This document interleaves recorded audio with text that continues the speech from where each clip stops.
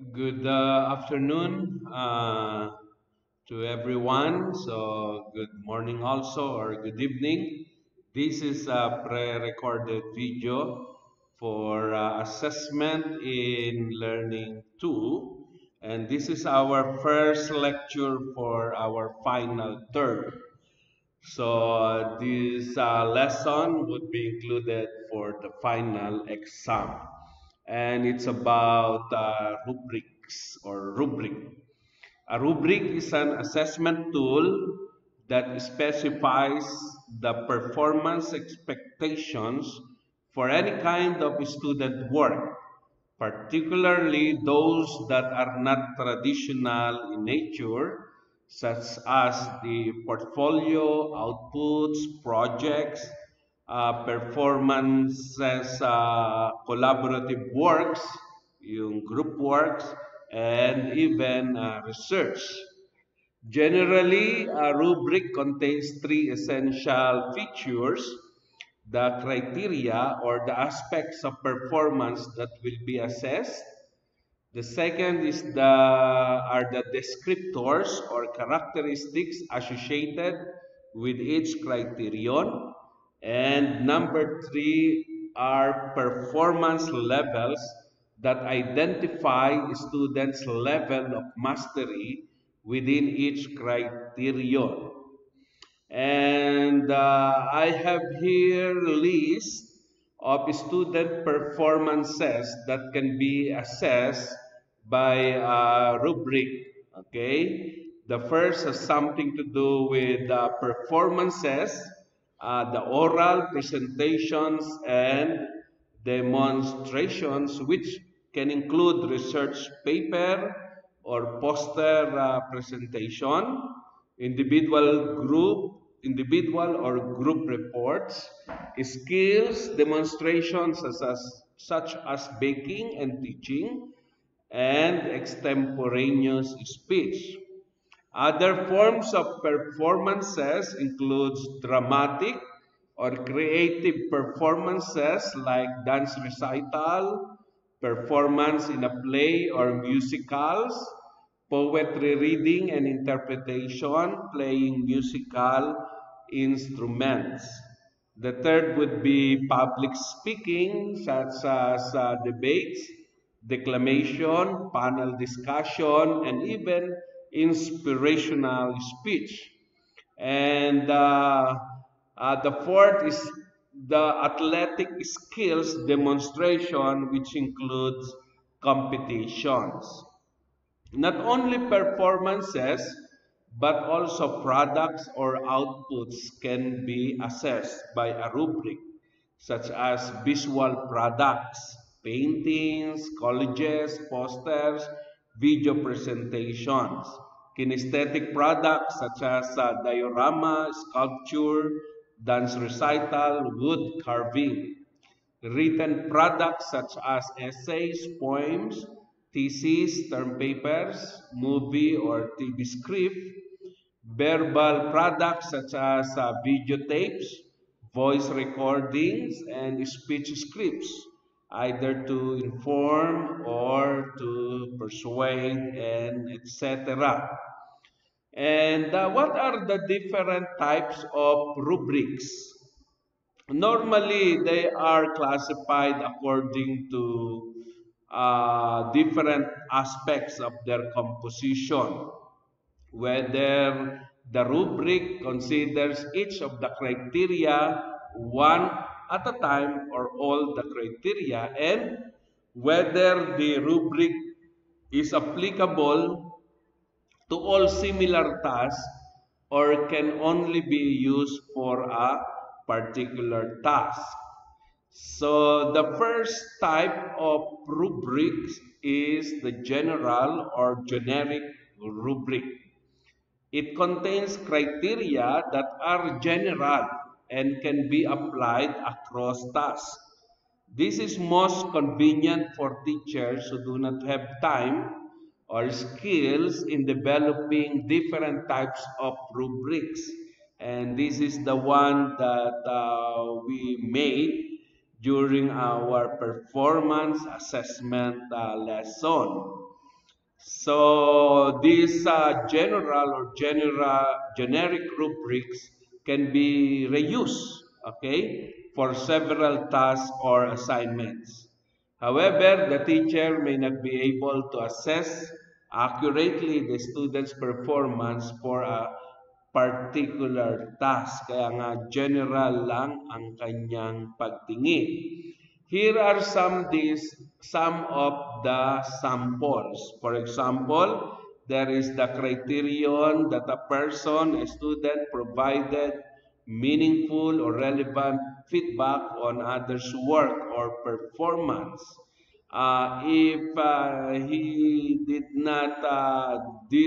did not do anything, we call it not evident. If he did but insufficient, we call it insufficient or sufficient and excellent. So you see, these are for all students as a whole in the area of giving relevant feedback. Okay.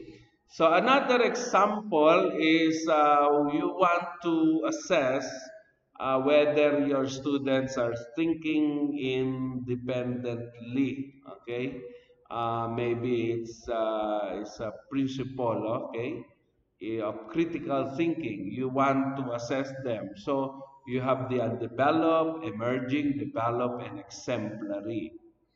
Another type of generic or general rubric is we have the levels of performance like excellent, proficient, adequate, and limited. So normally when you say general or generic rubric, it is one that is normally done by your teachers after reading your essay and have a comment, good, okay, yeah, wow, okay, or excellent, or very good. So very general, di ba? Very general.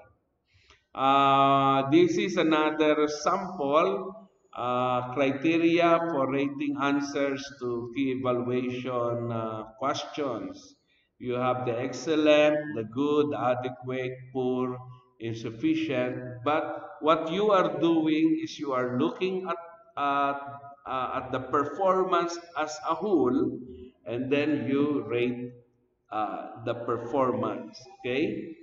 Another sample would be giving 2 points, 1 point, or 0 point. No, for 2 points, the response gives evidence of a complete understanding of the problem. It is fully developed and clearly communicated. All parts of the problem are complete. There are no errors. Okay, so in a sense, what you can see here are general, no, looking of a certain performance. Now, normally the general or generic rubrics is what's that? Is contrasted with task specific. Task specific rubrics contain criteria unique to a specific task performance to be assessed. This kind of rubric is best for instruction and formative assessment, since it will provide students feedback on what aspects of their performance or work need to be improved. However, developing this type of rubric is time consuming. For example, you wanted to what's that to assess a certain paper or maybe a certain research paper. So you can see there that the criterion are as follows. No, these are the criteria. First of all, you want to record or to evaluate the significance of the study, not evident, insufficient, sufficient, or excellent. And then you wanted to evaluate the theoretical basis. I would look at it as a term paper, no, not as a research. Okay, term paper, theoretical basis or conceptual framework of the study. And then you wanted to see the chapter 3, the methodology or methods, and then comments in a positive and encouraging and constructive manner. So in a sense, this these task-specific rubrics look at the parts of a term paper and then grade every part of the research or a term paper. For example, this is a task-specific rubric and provides clear drawing of switch with main parts labeled. So you see, every task is graded, no? Provides clear description of how the switch works, provides switch modification design, specification, and then switch can be operated. So every task or every area of the task is being evaluated. Look again here, I would look at it as participation of group members, okay? All the time, some of the time, and never are the levels of performance. For example, participated in group work, maintained focus on the task at hand, offered help, okay, or sought help, asked questions, contributed, provided positive impact or feedback to other members. So every aspect of a performance task is graded in the task specific. Now look at the what? How do you call it? The contrast, specific rubrics and general rubrics. Description, okay? Specific rubrics are unique to each specific task, okay? While general rubrics contain criteria, the same criteria for all the tasks, no? In fact, the task is evaluated as a whole, no? What are the pros? The pros includes more reliable specific or task specific rubrics, no? And of the performance task, while general rubrics can use the same rubrics across different tasks. You do not need to create rubrics for each task. And then what are the cons? It is difficult to to construct, okay, to do or to make. And what is the cons of the general rubrics? Feedback is not specific. Because if you have an essay, then you just look at it, good. The comment or the feedback is very not specific. And use specific rubrics when you want to assess knowledge. Okay? When you want to assess knowledge and when consistency of scoring is very, very important. So in a sense, for example, in an essay, uh, if you want to be task specific, you will include their grammar. Okay? Has a main idea and supporting ideas. So those are task specific. For general rubrics, you just look at it and then you just say, oh, very good or good. Okay. So those are the contrast between specific and general rubrics. For task specific, are uh, rubrics are made for each, okay, specific assignment. But on the generic side, rubrics are applied to multiple assignments and possibly to multiple disciplines. No? Task specific is to spell out instructions and required elements of the task for students. It is also specific and relevant, but can be time consuming. Okay. Of course, one of the option stage rubric is to make some deadlines. No, But in general rubrics, oral presentations, senior thesis, portfolio, critical thinking rubrics, you can work that out or assess that using general rubrics. Scoring rubrics may be designed for the evaluation of a specific task or the evaluation of a broader category of tasks. If the purpose of a given course is to develop a student's oral communication skills. So I think that is task specific, no? A general scoring rubric may be developed and used to evaluate each of the oral presentation given by that student. Scoring rubric have disadvantage of instantaneously providing mechanism for immediate feedback. Okay, I hope I can explain that further. Okay, so the first difference, okay, the first two kinds of rubrics are the so-called general and task specific. In general rubrics, you look at the performance and grade them as a whole, okay? But in task specific, you enumerate or you list down the criteria and grade each one of them, okay? So the third kind of rubric is the so-called holistic rubric.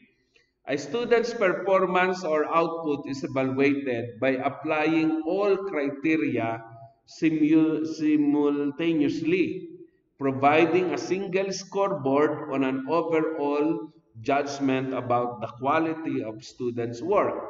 It does not provide a score on each individual criterion. Hindi. No? One advantage of holistic rubric is that it is quick to develop and used by teachers. However, it does not inform students about their specific strengths and weaknesses. Para siyang general din, di ba? And thus, may not be as sufficient and helpful in guiding them in improving their performance. This is a sample holistic rubric. Of course, there is the rating or the levels of performance: exemplary, satisfactory, emerging, and then the lowest is unacceptable. For example, you want, I think this is about the, how do you call it, speech, no? It's very organized, mostly organized, has an opening statement relevant to the topic, okay, has an opening statement regarding the focus of the presentation. So this is more of a speech, or you can use this also for declamation or whatever, no? Or maybe for reporting. So you grade the whole report into one of these, exemplary, and then you put some of the characteristics. Another sample is, for example, there are here four levels: exceeds criteria, meets criteria, progressing to criteria, and below expectations. In exceeding criteria, you have the following descriptors: provides ample supporting detail to support solution, argument, organizational pattern is logical and conveys completeness, uses effective language, makes engaging, appropriate word for choices for audience and purpose, consistently follows the rules of standards English. So it has something to do with speech also, no? And speaking. And then another sample is this. They have here. We have here the levels of performance: exemplary, proficient, acceptable, weak, and then unacceptable. And I would say this is more of a term paper also, no? Or maybe an essay, okay? And it's the question has something to do with literature. Another sample of holistic rubric is for speaking again, exceeds expectations, meets expectations, and fails to meet expectation. Another example again is project making, maybe, or maybe it's more of how do you call that? Experiment. Okay, so in a sense, you have the proficient, adequate, or limited, and then the descriptions. In contrast of the holistic rubric is the analytic rubric. This is students. This is where a student's work is evaluated using each criterion separately, and the feedback is more specific, no, along several dimensions. This is most applicable for assessing a complex performance or output. One advantage is it identifies the student's strengths and also area for improvement. Scoring with an analytic rubric, however, would entail time, no, than with the holistic rubric. Okay, what are the example? For example, again, this is has something to do with speaking. You know, in the holistic rubrics and analytic rubrics, they instead of one, so each, no, each parts or each criteria of the performance is evaluated, like organization, content, delivery, use of media. It is in reporting, I would say, and then response to question, because after the reporting of students, there are questions, and the answers of the reporters are also graded. So in a sense, each part of the reporting is graded, and you have, in a sense, different descriptors for each part of the performance. And then another sample analytic rubric is here. So you want to look, no, again at the writing or at the speaking, no, and these are the categories: quality of information, critical thinking, collaboration, professional language, timeliness. So in a sense, you grade them according to exemplary, good, marginal, and acceptable. This is an analytical rubric example for written assignments. You put the criteria first, spelling, and then sources, and then methodology. And each of these criteria are graded as poor, developing, and superior. Fiction writing content, no, rubric are as follows. So you look at the criteria. The criteria of a story is a plot, setting, and characters, and then you graded them. Of course, the highest number means that they are very positive, and then the lowest means it is somehow negative. This is another analytical rubric, no, for I would say essay or writing.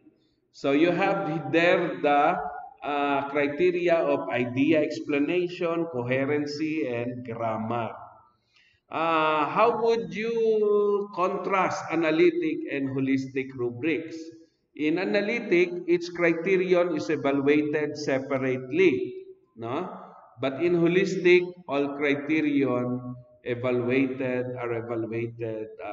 together, simultaneously. The analytic has the following rubrics. Analytic rubrics has the following advantages. No, diagnostic information gives feedback, links instruction, adaptable, ability to combine scores, and more time. But the problem is more time to develop. For holistic rubrics, the advantages are faster scoring, good summative assessment, And the disadvantage that it does not communicate what to improve, no, and it is not a good formative style of assessment. For holistic, there is a single grading scale, all criteria considered in the evaluation. Okay? And then rater assigns a single score for every work, for the whole work, and does not provide granular, targeted feedback. But for analytic rubrics, it is multi-component grading scale, describes each evaluation criteria separately. Raters assigns a score for each component, no, along with the overall score, of course, no, and then the components are either what's that added or put together in a total or weighted, no, provides more granular targeted feedback and more time consuming to create. So we have four types of rubrics: the general and this task specific, and then also the holistic, and then the analytical. What are the characteristics of a good rubric? Explicit. A good rubric should contain criteria and performance indicators that are clear, concrete, and you can really observe. Okay, so the criteria that you do there, including the descriptor, should be explicit, easy to see, easy to observe. The second would be align. A good rubric should contain criteria that are contained or part of a quality or expected quality of performance. Third, it should be authentic, no? Meaningful and require application of real life skills. And then it should be valid. When we say valid, it is really part of the presentation. Diagnostic, it should be able, it should communicate to the students what are expected in the course, no? What are the basic steps in developing rubrics? Step one is to determine the learning outcome and the performance task to be evaluated. Step 2 is to identify the quality attributes. Ito yung tinatawag nating criteria, no? Quality attributes or indicators of the performance task. And then determine the criteria or the dimensions. And then determine the benchmarks and point values. And step 5, write the benchmark or performance descriptors for quality work criteria. Let's look at it individually, okay? Determine the learning outcome and the performance task to be evaluated. Of course, you wanted the students to do what is really part of the course or a major part of the course, and choose tasks that are essential, authentic, complex, feasible, and measurable. And these are the guide, no? And you should ask this as you do your rubrics. What learning outcomes are to be evaluated, which students' performance or outputs are relevant measures, are all of these tasks equally important, and what is the best uh, representation of the learning outcomes. Step 2 is to identify the quality attributes or indicators of the performance task. You need to identify and list all possible attributes or indicators of a good performance. This can be based from your expectations, or maybe you have read examples, which we call benchmark means excellent, no? Excellent examples of work, no, that reflect key standards You may explore and specify the skills, knowledge, and other things. No, of course, limit your limit the characteristics. Determine the criteria. Cluster the list. You need to cluster all these lists or indicators into possible groups or categories.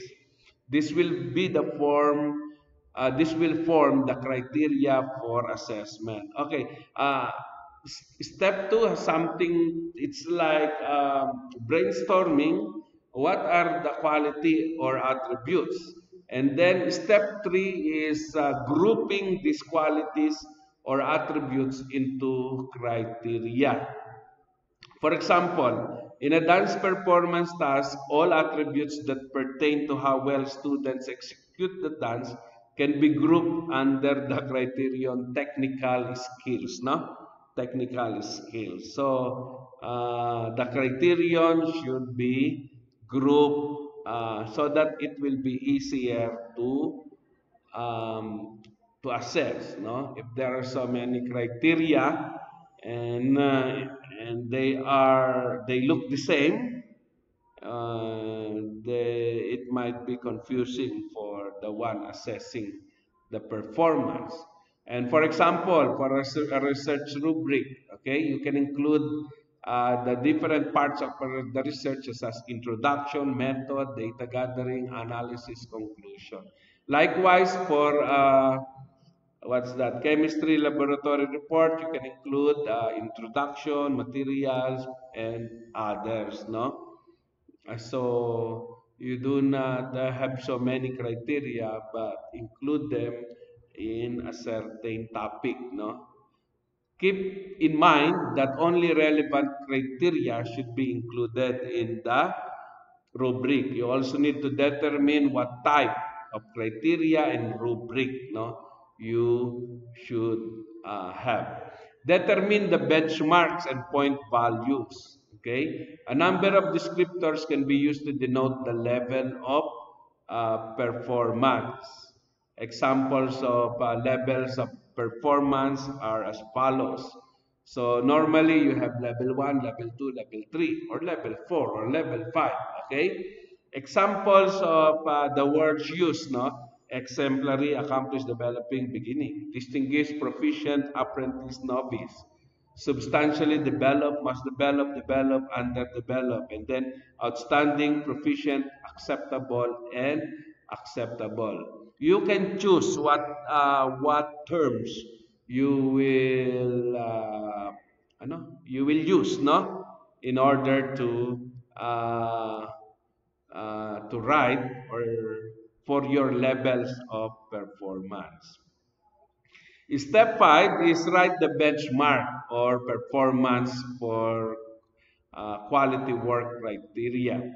It is important that the behaviors, characteristics, or qualities that illustrate or exemplify its performance level are clear and delineated. No, students might be angry if the performance are not good. Even in boxing, in singing contest, you have many problems, no? Because uh, each group also grades their own, no, their own people. So, in a sense, you should have the descriptors very, very clear. Uh, the differences, okay, this is an example of number 5, no, step 5. The differences between performance points can be presented by, you can look at the aspects of performance of behavior, evaluates the different characteristics of, analyzes the different characteristics of. I think this is more of essay, no? Or maybe speech, okay? Speech, if you want to explain. So those who just list or enumerate a certain topic, it's just one point. But those who can evaluate really can decide on it whether good, best, or what is given the 4 points. You can also use adjectives, adjectival phrases, and adverbial phrases to present different qualitative difference, no?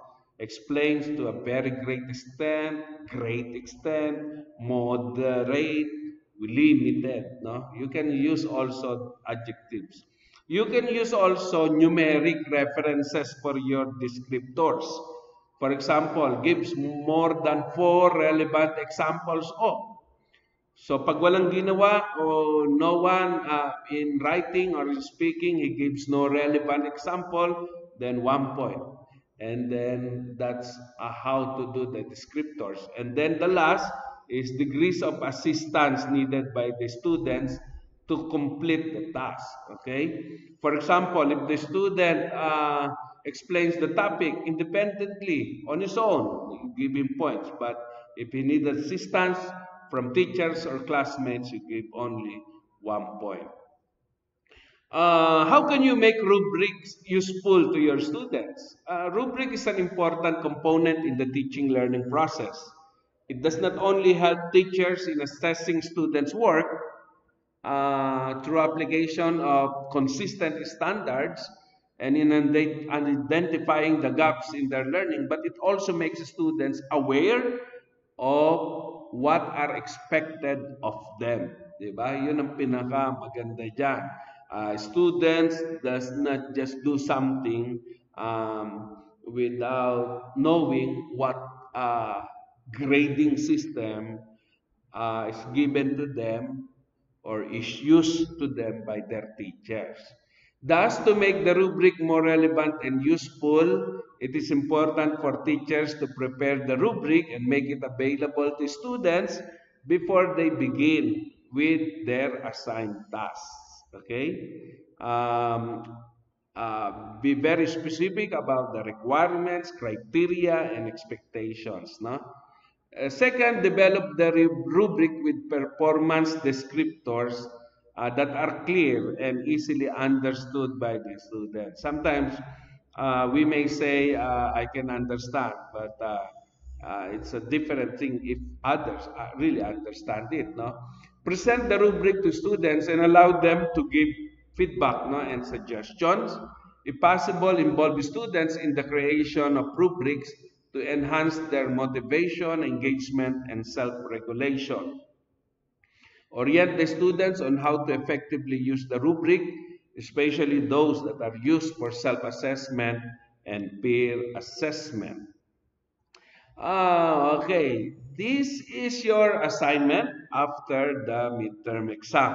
Okay, of course, the first thing that you should do is choose a performance task that you want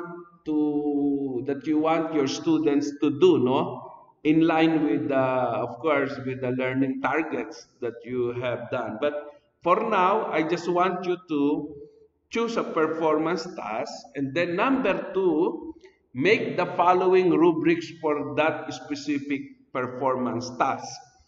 Okay, so you need to create a general rubric for the same performance task, task-specific rubric, listing, analytic rubric for that specific and one performance task. So thank you so much for listening to this rather long lecture. But we will continue to look at rubrics during our on our next meeting after the midterm examination. Thank you so much for listening, and God bless you.